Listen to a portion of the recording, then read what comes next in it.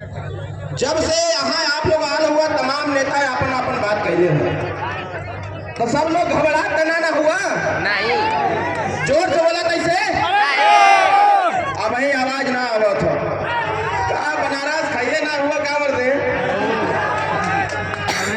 अरे पी बनारस भैया ये बनारस में आवाज अगर तब जाए तो वो बनारसी ना हो पाई। आई आवाज दबे के ना चाहिए तो ये बताओ घबराहट ना हुआ सब लोग का भाई पीछे के लोग घबराहट ना हुआ के ना घबराता कैसे हाथ उठा के बताओ तो एक बार जोरदार ताली बजा के आप लोग अपना अपना स्वागत करें। देखो तबीयत हमरो ठीक ना बा लेकिन चपले है ना एकदम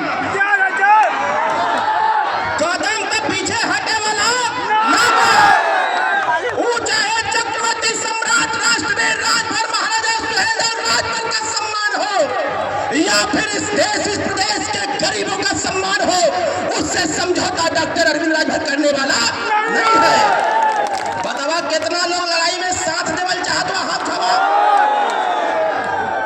अरे तुम ना हाथ खवा ना भाई लड़ाई लड़ जा कि ना लड़ जा जोर से बोलो लड़ जा कि ना लड़ जा। इधर हमरे उधर जे कुर्सी पर बैठल बा वो लोगन से पूछो थे ना लड़ाई लड़ जा कि ना लड़ जा तो तू ना हाथ खा के बोला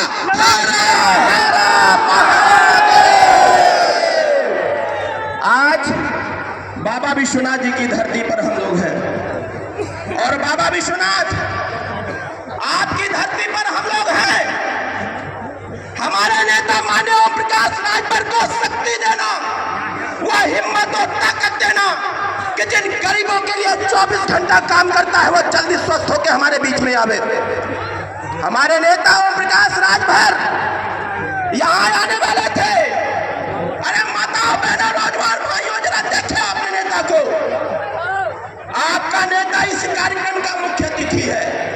उमेश जी थोड़ा हटिए ये चेहरा देखो ये वो चेहरा है जो चेहरा इस बनारस में कभी ऑटो चलाता था। ये वो चेहरा है जो चेहरा कभी इसी बनारस में कंडक्टरी का काम करता था खलासी का काम करता था। आज आप सबके आशीर्वाद से यह चेहरा देश का सबसे बड़ा नेता कहा जाता है गरीबों मजदूरों का वंचित सरकार का। साथियों मैं उनका पुत्र हूं मैं उनका बेटा हूं। कौन सा ऐसा बेटा होगा जो अपने बाप को हॉस्पिटल में एडमिट करके यहाँ पर खड़ा होगा? कौन सा बेटा होगा ऐसा? ऐ मेरे गरीब भाइयों हमारे मंच पर हमारे वरिष्ठ नेता बैठे हुए हैं। हमको भी नहीं पता था क्या हुआ। रात को बाबूजी से बात हुई। बाबूजी ने कहा कि तैयारी कैसी चल रही है। हमने बोला कि बाबूजी तैयारी एकदम चाप के चल रही है। उन्होंने बोला कि सुबह एक इतिहास लिखा जाएगा बनारस की राजनीति में एक नया अध्याय खुलेगा और वो अध्याय होगा सामाजिक समरसता का। जो लोग यह कहते हैं कि ओम प्रकाश राजभर जातिवादी नेता है ऐसे लोगों को खुले चुनौती देता हूं। अगर जातिवादी नेता होते तो इस मंच पर डॉक्टर संतोष पांडे नहीं बैठे होते, इस मंच पर जेपी सिंह नहीं बैठे होते, इस मंच पर विधायक बेदीराम नहीं बैठे होते। सामाजिक समरसता आज का जो आवाज है आज की जो आवाज है यह आवाज हर गांव तक पहुंचनी चाहिए। यह आवाज हर नौजवान के कान तक पहुंचनी चाहिए। यह आवाज उत्तर प्रदेश के हर गरीब तक पहुंचना चाहिए कि ओम प्रकाश राजभर जननायक है गरीबों के लिए। वही उनका अधिकार दिला सकता है बाकी कोई नहीं दिला सकता है। साथियों ईश्वर से प्रार्थना करना।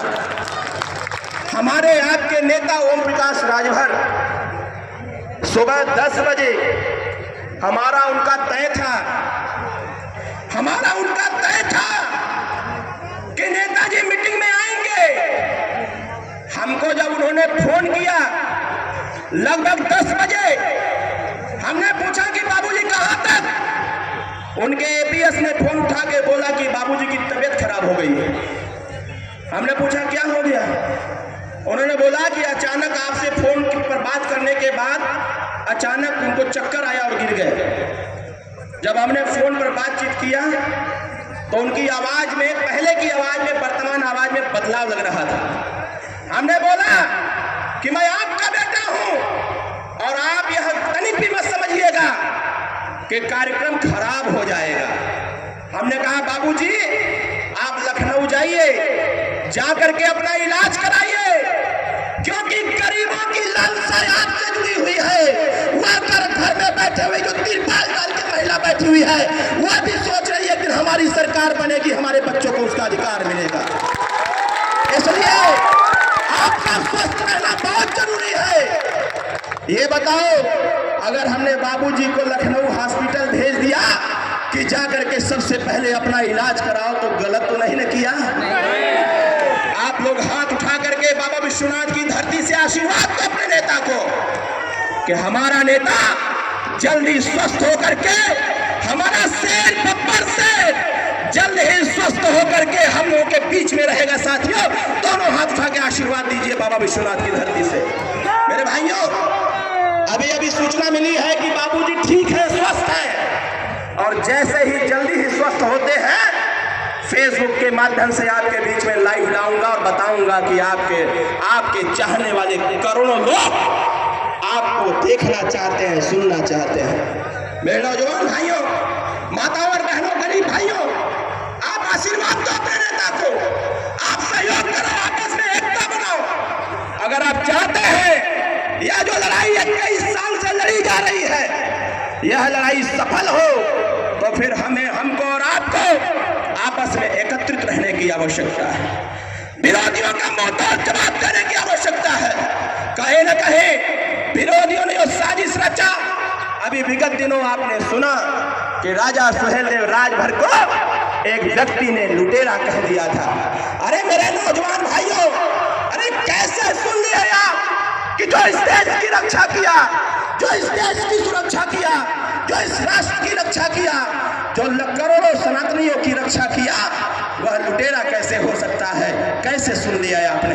यह कहीं न कहीं जब हमारे और आपके बीच की एकता खंडित होती है तो यह विरोधी साजिश रचने का काम करते हैं। तो बताओ, ऐसे साजिश रचने वालों का मुंह तोड़ जवाब दिया जाएगा कि नहीं दिया जाएगा? इस लड़ाई में कितने लोग हमारा साथ देंगे? जरा हाथ उठा के बताइए। मेरे भाइयों, घबराने की तनिक भी आवश्यकता नहीं है। हमारा नेता, हम सबका नेता, करोड़ों गरीबों की आवाज, हम सबके अग्रज, हम सबके नेता माननीय ओम प्रकाश राजभर है। बताइए, सही है कि गलत है? जोर से बोले, सही है कि गलत है? आज इस पीले गमछे की पहचान किसने दिया? जोर से बोलिए, किसने दिया? ये झंडा किसने दिया? यह पार्टी किसने दिया?